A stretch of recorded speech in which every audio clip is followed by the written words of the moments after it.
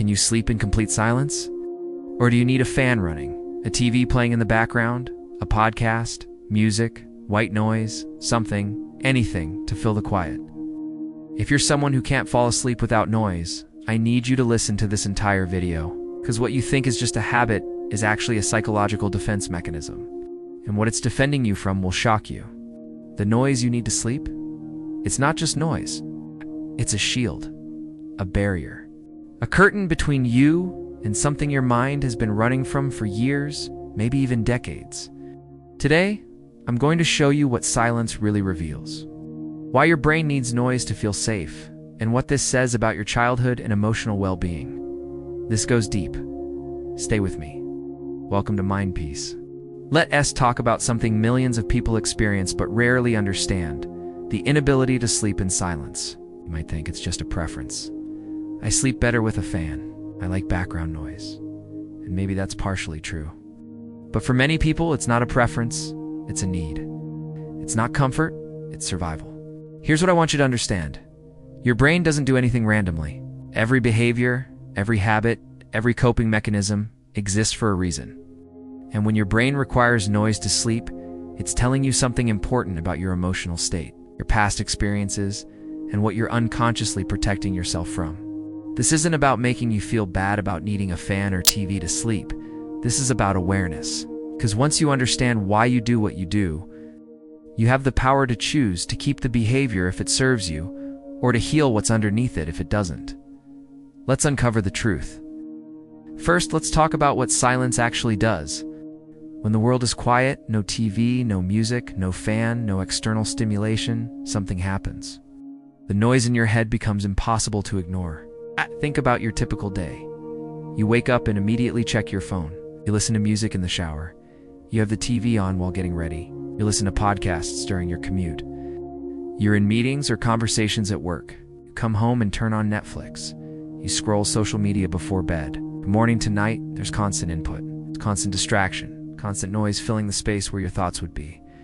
And that's intentional, because when you finally lay down in bed and it's quiet, all those thoughts and feelings you've been avoiding all day, they come flooding back.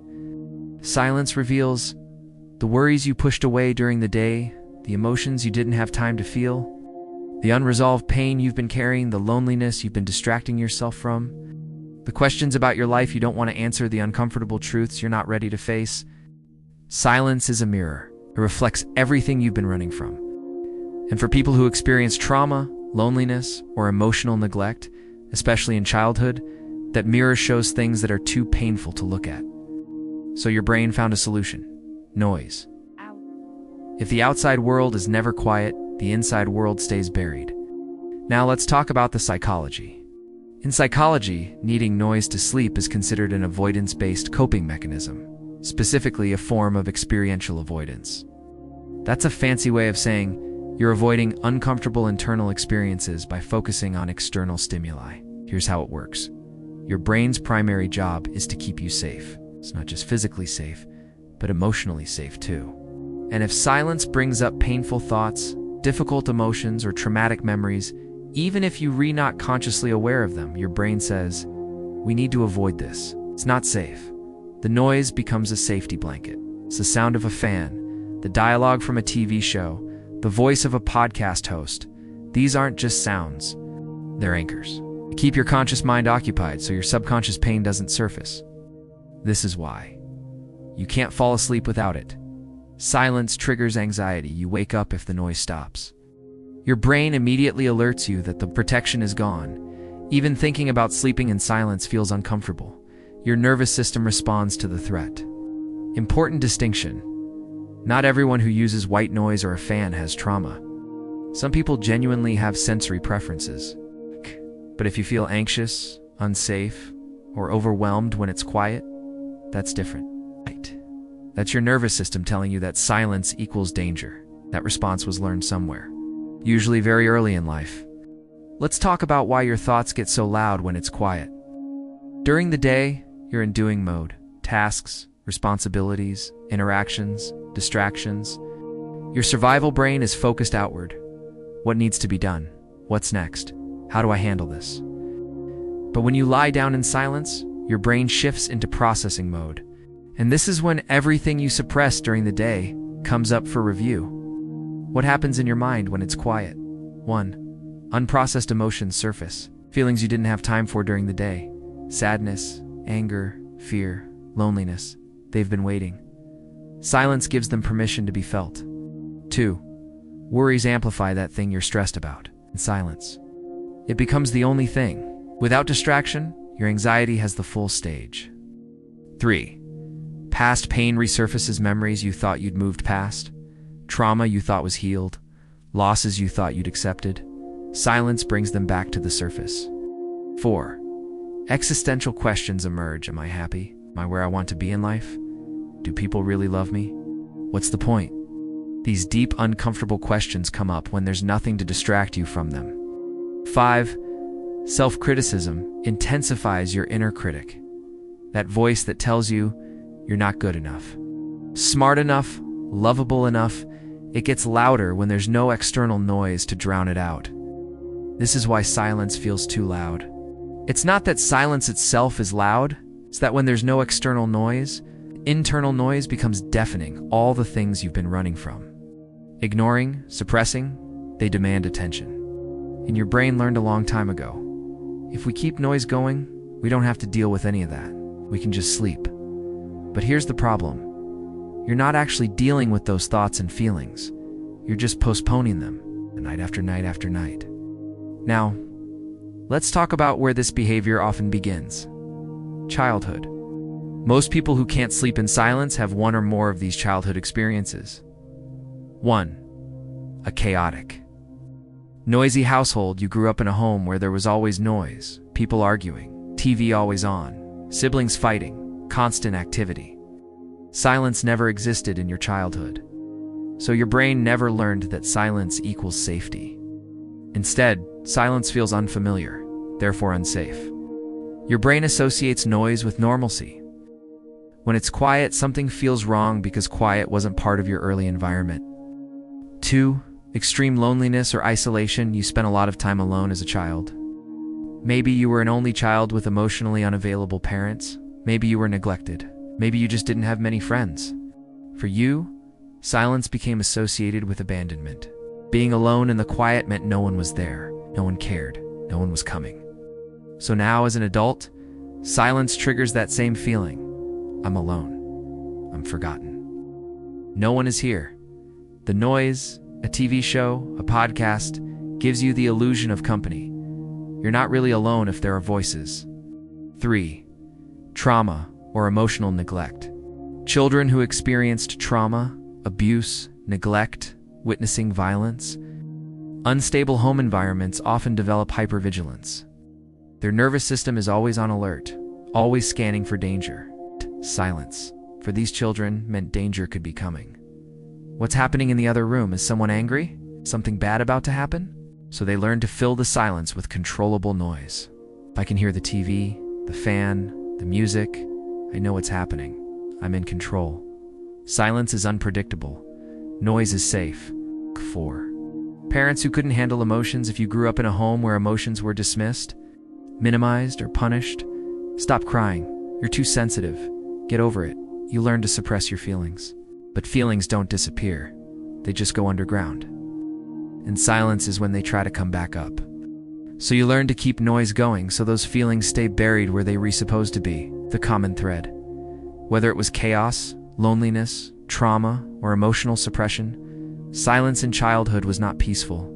It was painful, scary, or uncomfortable. Your adult brain remembers that. And it's still protecting you from that pain the only way it knows how, by making sure it's never truly quiet. Let's talk about what noise actually represents for your brain. Emotional safety. When you turn on that fan, that TV, that podcast before bed, you're not just creating sound, you're creating a sense of security. Here's what the noise does psychologically. 1. It creates a buffer. The noise sits between you and your thoughts. It's like a cushion that keeps uncomfortable feelings at arm's length. You can kind of hear your thoughts, but they're muffled, manageable, not overwhelming. 2. It provides company even though you're physically alone. The sound of voices from a TV show, a podcast, a YouTube video, tricks your brain into feeling like someone is there. You're You're not abandoned, you're not isolated. 3. It offers predictability. Silence is unpredictable. Your thoughts could go anywhere, but the fan, it's constant. The TV show, you know what's going to happen. The noise is reliable. Your thoughts are not. 4. It regulates your nervous system. For people with trauma, certain sounds can actually calm the nervous system. White noise, for example, can mask sudden sounds that might trigger a startle response. It creates a cocoon of safety. 5. It gives your mind something to focus on instead of spiraling into anxiety or rumination. Your mind can focus on the dialogue, the music, the hum. It's a controlled focal point that prevents mental chaos. This is why you feel anxious when you try to sleep without noise. It's not about the sound itself. It's about what happens when the sound isn't there. Your brain loses its sense of safety. The buffer's gone, the company is gone, the predictability's gone. And suddenly, you're alone with yourself. For many people, that's the scariest place to be. But here's what you need to understand. The fact that you need noise to feel safe isn't a weakness. It's evidence of how hard your brain has been working to protect you. It found a solution. Maybe not a perfect one, but one that helped you survive when you needed it most. The question now is this still serving you? Or is it time to heal what the noise has been covering up? What exactly is your brain protecting you from when it keeps the noise going? Let's be specific. Here are the things that might surface in silence. The things your brain has been shielding you from. 1. Grief you never processed, losses you experienced, but never fully mourned. Deaths, breakups, friendships that ended, dreams that died, they're all still in there, waiting to be felt. 2. Loneliness, the painful awareness that you feel fundamentally alone in the world, even when surrounded by people. That deep existential loneliness that silence makes impossible to ignore. 3. Unresolved trauma memories, feelings, and sensations from past traumatic experiences that your brain has been keeping locked away. Silence opens the door to that storage room. 4. Shame and self-criticism, the belief that you're not good enough, that you failed, that you're broken or unlovable. That voice gets very loud when there's nothing to distract you from it. 5. Fear about the future, anxiety about what's coming, what might go wrong, whether you'll be okay. In the quiet, these fears can spiral into full panic. 6. Anger you've suppressed, rage at people who hurt you, situations that weren't fair, things you never got to say. Anger that's been pushed down because it felt too dangerous to express. 7. Emptiness, the scary feeling that there's a void inside you, that you don't know who you are without your roles, your accomplishments, your relationships. Silence forces you to sit with that emptiness. 8. The truth about your life, the uncomfortable realization that you're not happy, that you're living for others, that you're off track from who you really are. Silence doesn't let you pretend anymore. This is heavy, I know. But understanding what you're avoiding is the first step to healing it. Your brain isn't being dramatic. These are real, legitimate threats to your emotional well-being, at least. That's how your brain perceives them. And for years, maybe decades, the noise has been your brain's way of saying, not yet. You're not ready. Let's keep this buried for now. But ask yourself, how long can you keep running? What would it feel like to finally face what's in the silence? Interestingly, the type of noise you need says something about what you're avoiding. 1. Fan or white noise, constant neutral sound. This is about masking unpredictability. People who need this often have hypervigilance or anxiety. The constant hum means no sudden sounds, no surprises, no jolts to the nervous system. What you're avoiding? Hypervigilance, fear of the unexpected, trauma-related startle responses. 2. TV shows, familiar voices and stories. This is about companionship and distraction. You're not really watching, you're reusing the voices to feel less alone and the storyline to keep your mind occupied. What you're avoiding? Loneliness, isolation, your own thoughts. 3. Podcasts, people talking. This feels like having a conversation without the pressure to participate.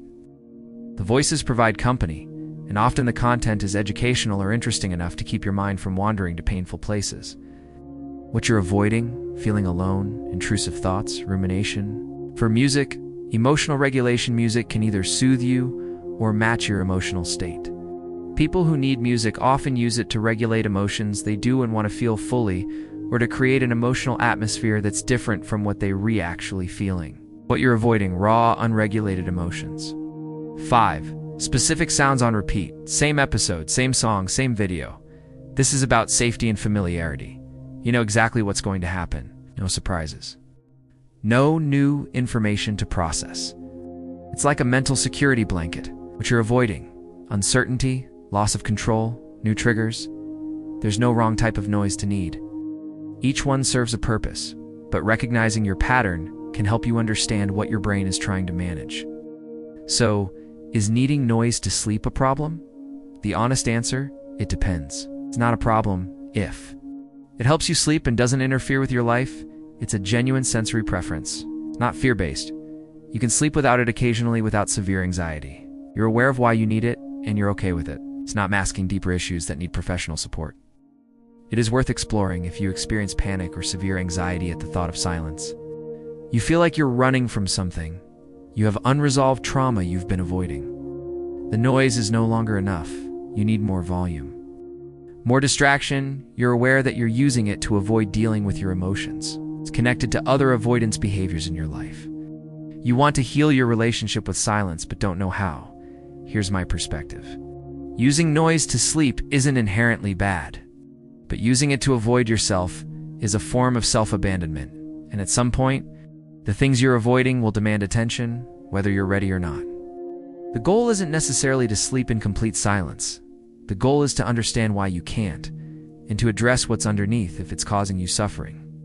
You deserve to feel safe in silence. Not because silence is better, but because you deserve to feel safe with yourself in all conditions. If you want to heal your relationship with silence, here's how. 1. Start small. Practice daytime silence. Don't start with trying to sleep in silence. Start with 5 minutes during the day. Sit in a quiet room. Notice what comes up. Don't judge it. Just observe. Gradually increase. 5 minutes becomes 10, then 15. You're training your brain that silence isn't dangerous. 2. Journal what surfaces when you're in silence and thoughts, feelings come up. Write them down. This externalizes them. They're not trapped in your head anymore. You're processing instead of suppressing. 3. Develop other coping skills. Learn to regulate your nervous system without noise. Breathing exercises, meditation, progressive muscle relaxation, grounding techniques. Give yourself tools so noise isn't your only option. For address underlying trauma, if your need for noise is trauma-based, consider therapy. EMDR, somatic therapy, or trauma-focused CBT, can help you process what you've been avoiding. Healing the root cause changes your need for the coping mechanism. 5. Practice self-compassion. Don't shame yourself for needing noise. Your brain was doing its best to protect you. Thank it. Thank you for keeping me safe. I'm ready to try something new now. 6. Gradual exposure. When you're ready to try sleeping with less noise, do it gradually. Start with lower volume. Then try a sleep timer. Noise for 30 minutes. Then silence. Build tolerance slowly. 7. Create new safety associations. Make silence feel safe by pairing it with other comforts. A weighted blanket, a particular scent, soft lighting, a stuffed animal. Your brain can learn new safety cues. 8. Talk to yourself in silence instead of letting your thoughts spiral. Have an intentional inner dialogue. I'm safe. I'm here. These are just thoughts. They can't hurt me. Be the compassionate voice you need. Remember, there's no rush. Healing your relationship with silence is not a race. If you decide to keep using noise to sleep for the rest of your life, that's okay. But if you want to change it, know that it's possible. You're not broken. You're not weak. You're human. And every human finds ways to cope with pain. Yours just happens to be noise. If you can't sleep in silence, I want you to hear this. You're not alone. Millions of people need noise to sleep. Most of them don't understand why, but now you do. Nice. The noise is not the problem. It's the solution your brain found to a deeper problem. And understanding that is powerful. Whether you choose to heal this or not, you now have awareness. Awareness gives you choice. Maybe you decide the fan stays on for life, and that's perfectly fine. Or maybe you decide it's time to face what's in the silence, to heal what's been buried, to find peace without the noise. Either way, you're worthy of rest. You're worthy of peace. You're worthy of feeling safe, with or without sound. Ow. If this video resonated with you, please like it and subscribe to Mind Peace. Share this with someone who sleeps with noise. They might need to hear this. And remember, your coping mechanisms don't define you. They're just tools you use to survive. And you're allowed to put them down when you're ready. You're not broken. You're healing. See you in the next video.